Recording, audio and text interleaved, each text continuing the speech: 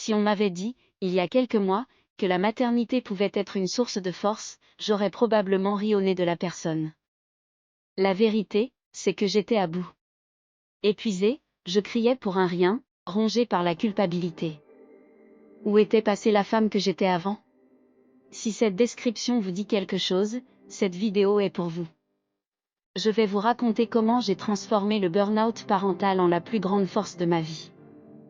Et je vais vous donner les clés très concrètes qui ont tout changé pour moi. Mon histoire, au fond, c'est peut-être un peu la vôtre. Je me voyais en super maman, patiente, créative, toujours là pour eux. La réalité m'a frappée de plein fouet. Dès les premières semaines, j'ai été noyée sous une fatigue intense. Chaque matin, sortir du lit était une épreuve. Le quotidien était un tourbillon sans fin, repas, couches, lessive, nuit en pointillé. Je fonctionnais en pilote automatique, sans ressentir la moindre joie. Le pire, c'était la solitude. Même entourée, je me sentais terriblement seule, coincée dans une réalité que personne ne semblait comprendre. Puis il y avait la honte. Honte de ne pas être à la hauteur.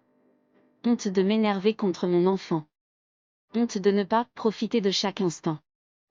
La charge mentale était écrasante. Mon cerveau était une liste de tâches infinies. Je ne me reconnaissais plus. La femme que j'étais avec ses passions, ses amis, sa carrière avait disparu. À la place, une version irritable, à fleur de peau. Je criais. Pour un verre d'eau renversé, des chaussures qui traînaient, un coucher qui n'en finissait pas.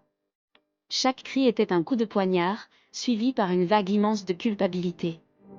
Le soir, je m'effondrais en larmes.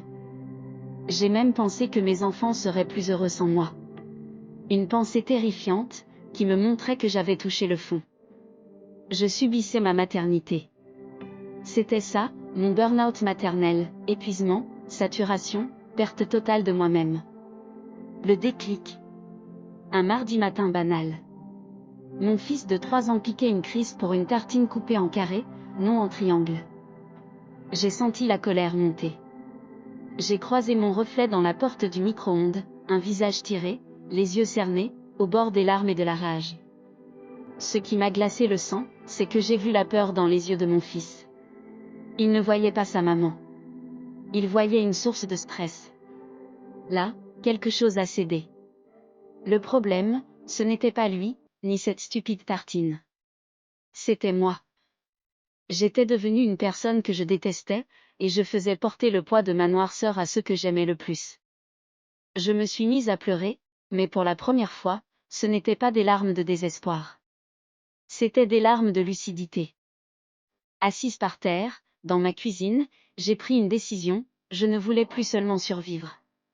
Je devais trouver un moyen de vivre ma maternité, vraiment. Pour moi, et pour eux. Ce matin-là, j'ai décidé de reprendre les commandes. Cette décision a été le point de départ. J'ai commencé à chercher de l'aide, à lire, à écouter, à tester des choses concrètes. Ça n'a pas été magique, le changement ne s'est pas fait en un jour. Ça a été un chemin, fait de petits pas. Mais certaines stratégies ont eu un effet radical.